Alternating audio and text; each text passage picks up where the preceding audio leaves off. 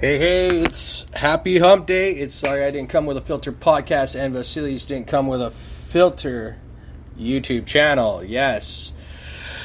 Well, I am officially messed up in the whole freaking scheme of things, you know. Anxiety's kicking my ass today. Depression's kicking my ass today. Stress is kicking my ass today. Everything's kicking my ass today. So apparently it's an ass-kicking field of a day for me, motherfucker. I'm an idiot. What can I say? I'm an idiot. What can I say? I'm an idiot. What can I say? So, happy hump day, though. It is the middle of the week. That means just 2 more days till the weekend. Yeah. I'm happy.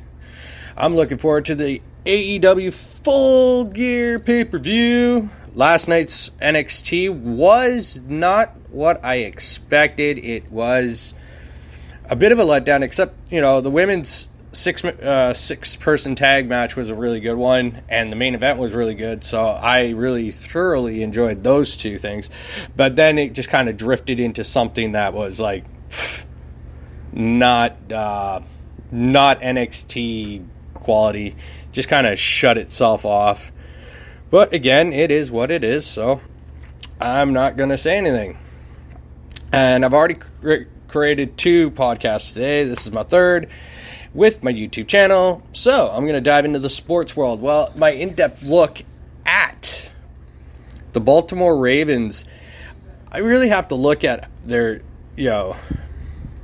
stats and their team, right? Like, I believe the Ravens are just ridiculously that good. Apparently, I just was finally listening to one of my other podcasts that I usually get my info from, Good Morning Football, and to tell you the honest truth, Tua will probably play next week because they say it's a fracture in it, like a small, tiny little fracture, Ian Rappaport was saying, in his throwing hand. So I believe he's going to be out until next week, and he'll be back. It looks like, as I say, Bissett will be the starter for them. So, as I was doing on my other podcast, you know, I was saying they have so much depth in their roster, as I could see. Like, they got a lot of depth, you know, and a lot of people have said that, you know, the Ravens are a very, very good team. And, you know, Lamar's just, as the seasons go on, as the years go on, he becomes just something of a pillar of future end quarterbacks. And the guy just doesn't, like, every season he just surprises everybody with what he does. If it's his upgrade on his throwing or it's upgrade on his rushing yards as a quarterback, he does it all very well, and he does it with style and pizzazz. Dolphins, I see they're taking a right approach with Tua. Let him rest because, you know, as a quarterback, if you have a hand injury, I don't know if it's so much legs over more of your arms, your hands. When an injury occurs as a football player, I think it's more just like your arms, shoulders, elbows, your hands, your wrists are really a serious thing that you got to take into consideration as a player. And you're in that position of throwing the football, making the football grow, you know, throw it every time down the... I understand you're torquing your elbow, you're torquing your shoulder, it's all about, for them, it's their upper body, not so much with the legs. Like a guy like, you know, Lamar, he works every aspect of his body, it looks like, because he can run, he can throw, he does all that. Tua, I haven't seen much of Tua. As I can see, like, Tua should be playing a lot, but he got injured, and, you know, it is how it is. So I am going to go with the Ravens tomorrow night. It is, you know, that's my lock for tomorrow. When I was talking about, you know, how Brady, earlier in my other podcast, Brady is such a fundamental player, and how he has beaten Father Time and how he just keeps going, even at the age of 43, 44.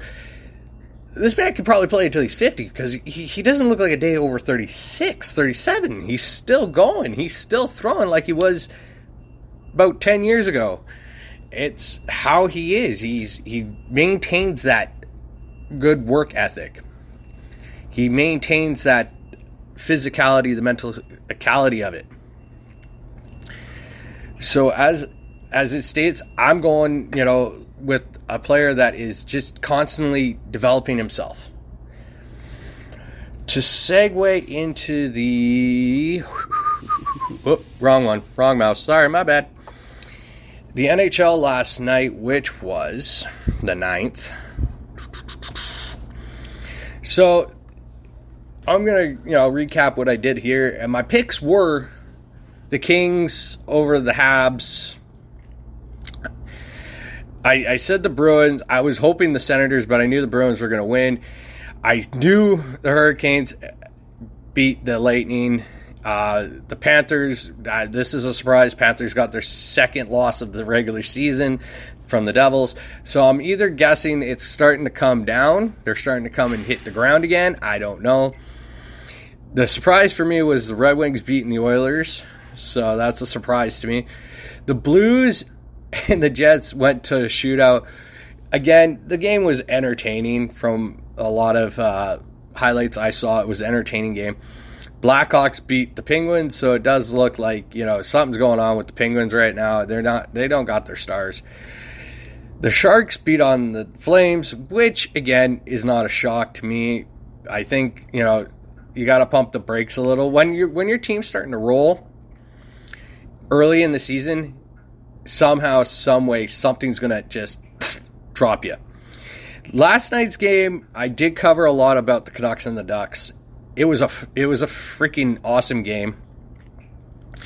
Yes, the Canucks only walked away with like 5 out of a possible 12 points or whatever. Again, they're starting to find their ways.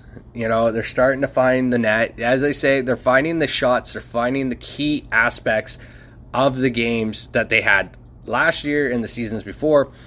At least this season, they're not bad like they were last year in the bubble / North Conference, All Canada, the All Canadian Conference, which was a really trial and error test. It was not I probably said it was good, but I probably doubt that it was good. After looking from where... So 5, 6 is 11, 2 is 13. So 13 games into this post-pandemic start of the season, and it looks... The Canucks are a lot better this year than they were last year. This is a lot better roster. This is a lot better offensively. Yes, the offense is not there yet, but it will. It will. You got to understand, it's only 13 games into an 82-game season, and with the record they have right now, I would not even insinuate or disrespect the way they're started, okay? I understand where all the analysts are saying they got to bank points, okay? That's the 1 points. That's pushing it to overtime and shootout. I'm understanding that. You got to push those at the early stages of the season. Bank those points because that is money in your way into the playoffs, right? So, and goal differential, you got to bring it down. You got to bring those down. You got to bump up. I understand all this, right? Statistically wise, I can't see. I'm going to just open up another tab here. I'm going to go to the standings. Okay. So let's go to the standings. The way I see it right now, you got the East right now. And on top of the East, the Atlantic Division is right now being you got Florida, you got the Red Wings, and then you got the Lightning in the top 3. Then you got the Bruins and the Maple Leafs fighting it out for, to be in 5th and 4th there. So they're fighting it out.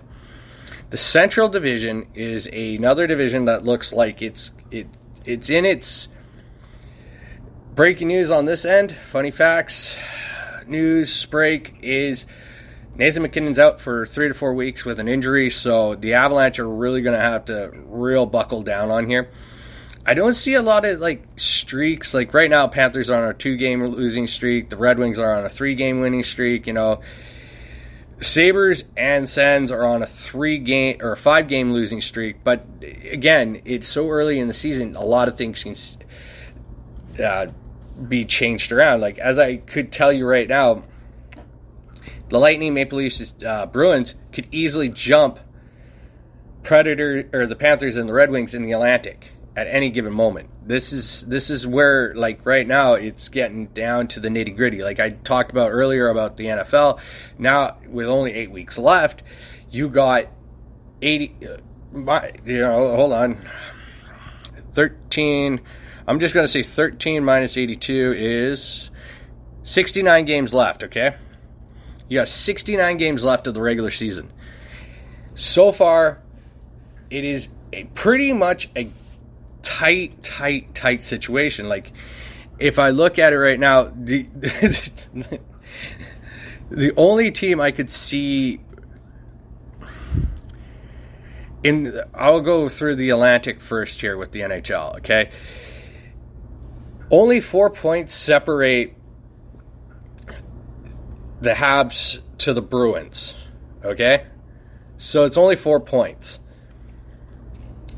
And same with the Senators, Bruins, and Sabres. So it's only 4 points that separate you from 5th and 6th spot. You go down to the Central. I'm not even going to consider the Coyotes because seriously, Coyotes and Blackhawks I wipe out. But for the Avalanche, they're 1 point behind the Stars. They're 4 points behind the Predators, and 6 points behind the Jets. Anything can change in a few days. So anything can change in that matter. The Metropolitan Division, to me, it is literally a dogfight at the bottom. So from, say,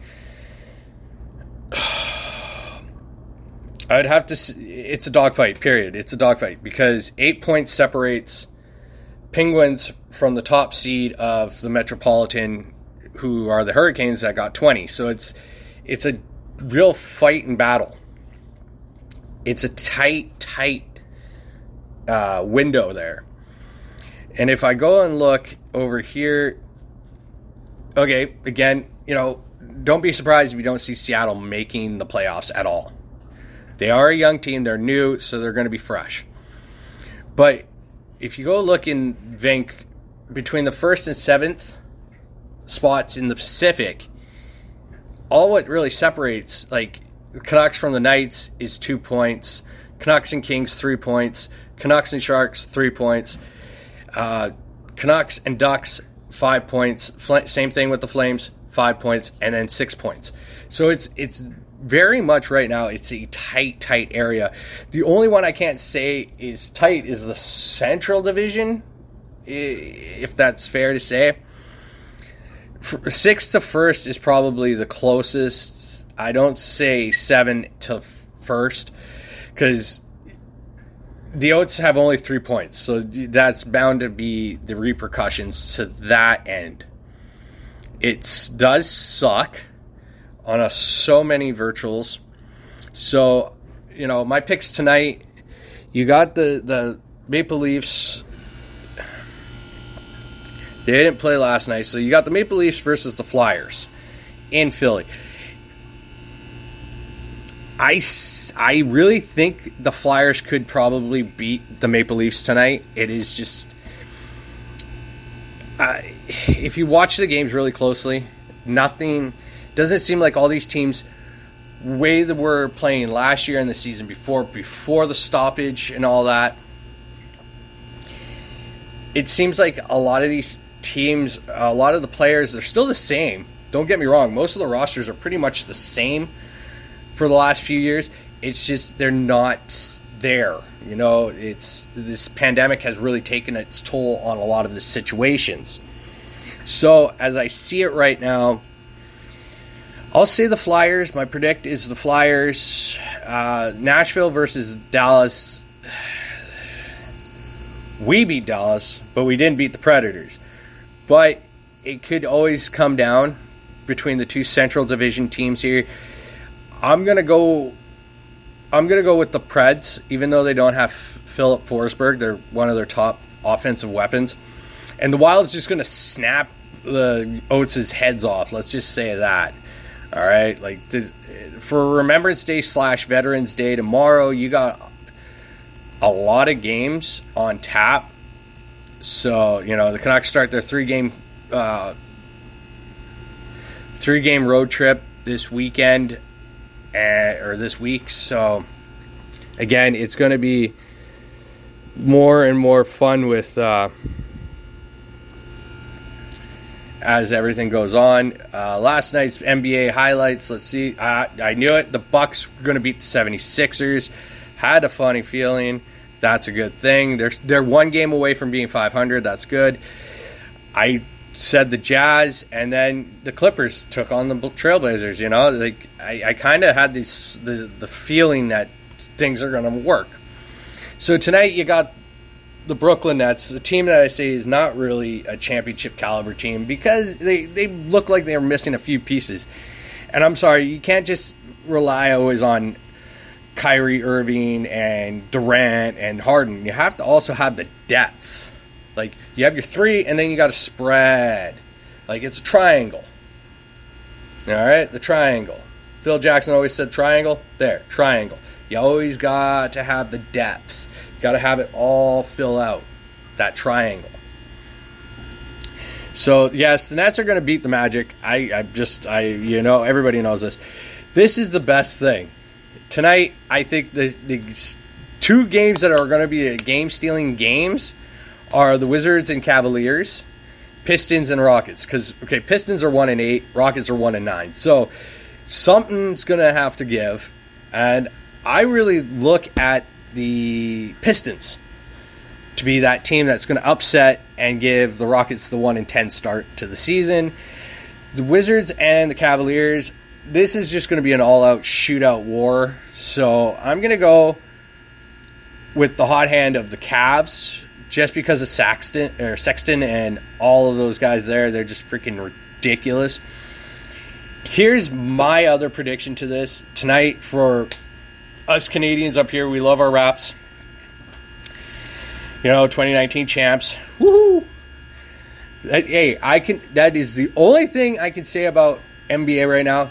And the Raptors, everybody's like, oh, you're a West Coast guy. I like the Lakers, I like the Clippers, but I am a Canadian guy, so I will pick the Canadian team.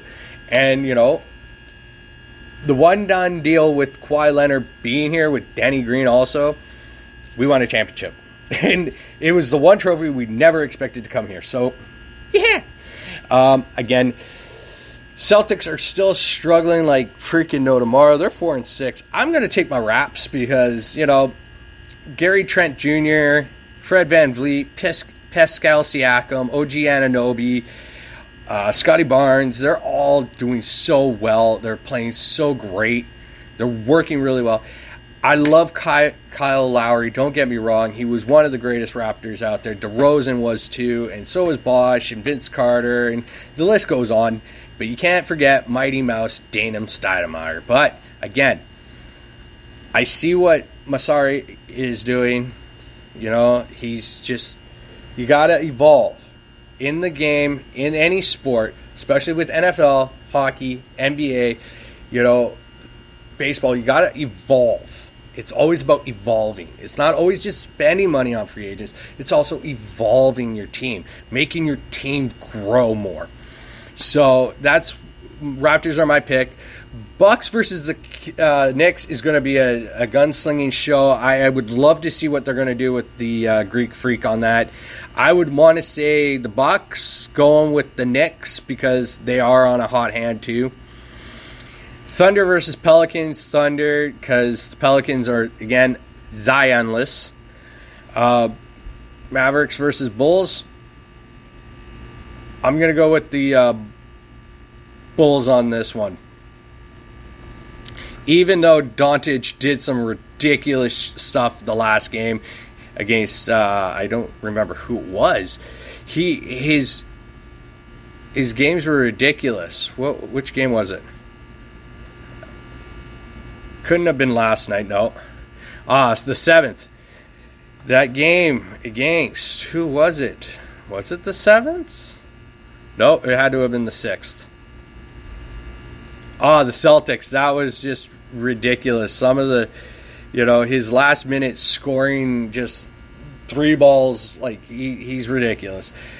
I give props to Steph Curry, 50 points the other night, sinking a tray ball like there's no tomorrow from downtown, like he was just, it was hitting the golf ball out on the links, hitting a hole-in-ones. So, bravo to that guy. DeMar, Lonzo Ball, Zach LaVine, all of them on the Bulls are doing great this year. Hope to see them in the playoffs.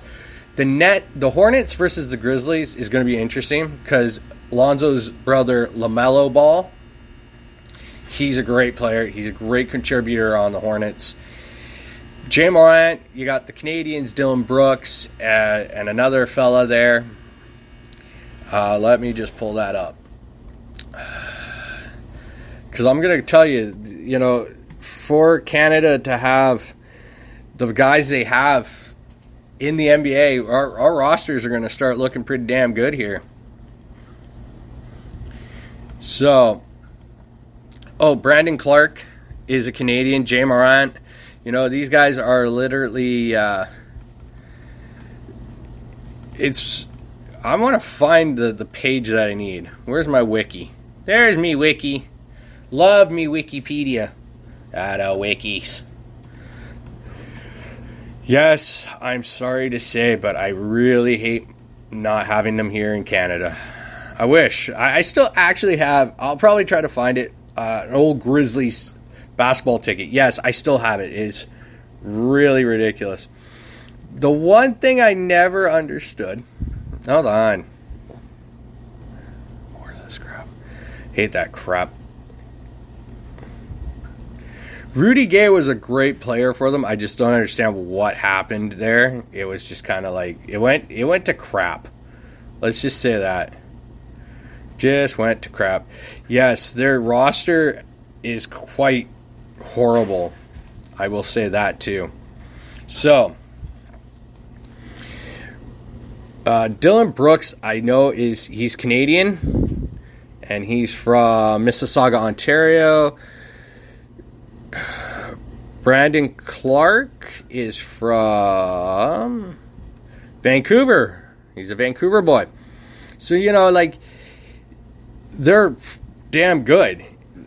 Jay Morant, Dylan Brooks, Brandon Clark, these guys, Steven Adams, they're all pulling their stuff. They're all doing what is good for this team. And they're honestly, like, I've never could imagine how many great young Canadian talent out in the NBA is. And I'm not going to discredit Canada. Like, we do have a good team. Like, look at our soccer team. Our men's soccer team, doing great. We got Alphonso Davies. That guy's fucking crazy.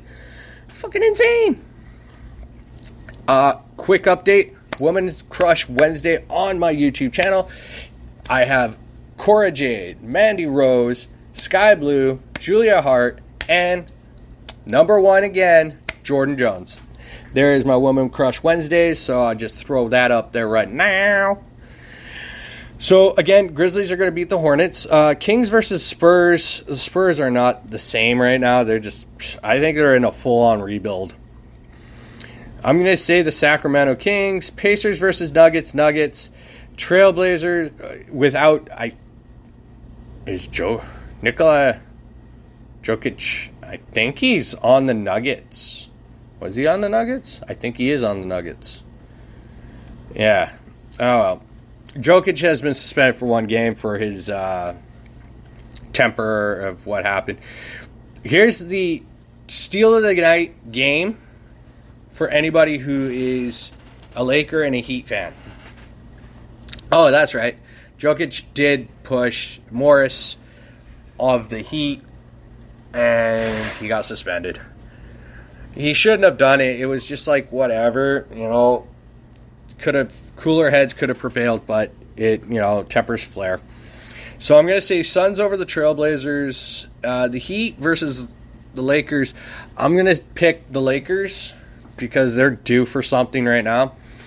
And I'm going to go with Curry and his Warriors beating up on the Timberwolves. That's just how I see it right now. Those are my picks for the night, picks for the day, and picks for the night.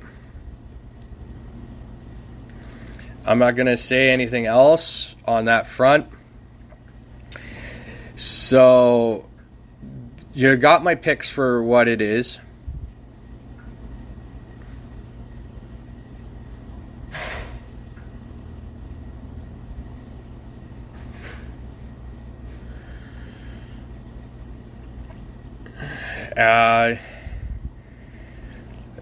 It's pretty much the aspects. Well, now, I want to get into some mental health talk here. My mental health is... I was feeling great yesterday, and all of a sudden today, I just feel like... it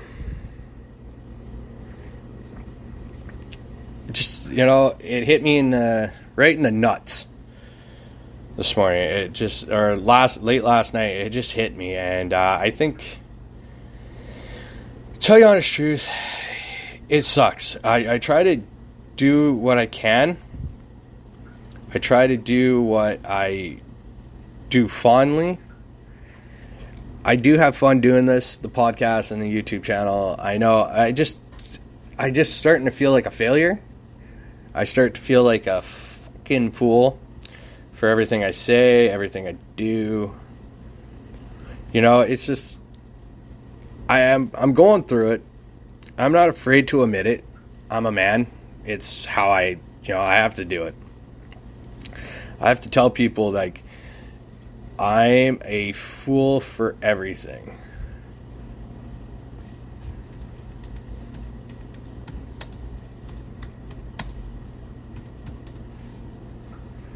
I'm just a bit of an idiot. That's basically how I can say it.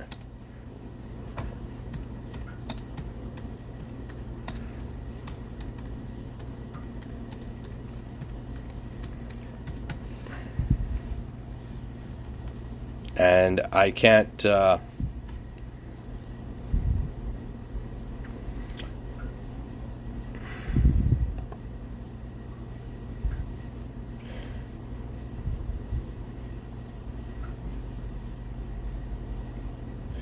say much more. It's the way I am. Yeah. I just reading one of my emails, sorry. I just can't explain how much more I have come up and down. I take my good days with my bad days. I try to take it with a grain of salt, but sometimes my grain of salt don't work. The grain of salt in my life is there, but it isn't. It's a really crushing flow for me some days. This is why I haven't shaved. When I'm in this state, I don't really shave. I still do my workouts. Don't get me wrong. I still keep up on that. But I think, honestly, just to I push myself too much. And I overthink a lot. I overanalyze a lot. And I'm ready just to go drop myself sometimes. But I'm not that way. I just feel like, my brain should shut off one day. Just shut off and let me not think about shit at all. It has nothing to do with anybody. It has everything to do with me. And it sucks. And it's one of those intangibles of dealing with my mindset. I don't blame a lot on people. I blame myself because I do take on things that I shouldn't take on. I have a different variation of mental health issues. And it sucks. I am not going to always win fights on this. I'm always going to, fall from fucking grace when I do. I am sorry. I'm very unfiltered right now. I'm uncut. I'm going to be dropping a lot of F-bombs here. I'm in a fucking state of mind where One moment I'm good, the next moment I'm bad, next moment I'm good, next moment I'm bad. It's not bipolar. It's nothing like that. It's more just the ebbs and flows of emotions, feelings, and letting people down. Even though I don't know why I feel like I've let people down, I just do let people down. That's how I'm just constructed, I guess. And it sucks. But mental health and mental health illnesses, they're real. And it really does suck. But, every time I see somebody like a Carey Price seeking help, taking it day by day, I should really hear that out and do what he's doing. Take it day by day. And I respect the hell out of Carey Price. When I heard he was, I didn't even think, as a hockey fan and as a Team Canada fan, I never thought somebody like him could fall. And when I see like somebody like that fall, it makes me realize that we're all human. And we're all screwed up. So I'm going to leave it on that note. I will throw it back to Throwback Thursday tomorrow. Hopefully I can find that ticket from, I think it was 96 I went to the Grizzlies game there, or 95, I don't remember. It was pretty cool. I found the ticket, though. I will throw that up, talk a little more. I will throw it a little more into a personal aspect of Throwback Thursdays. Cover some sports. Sorry. Hit the garbage can. And just, I'm just going to hit it up there. But fuck, I hate having these problems. It's just, it is life, and it sucks. But remember to hit that subscribe, comment, and like. I'm sorry if I sound like a piece of crap right now.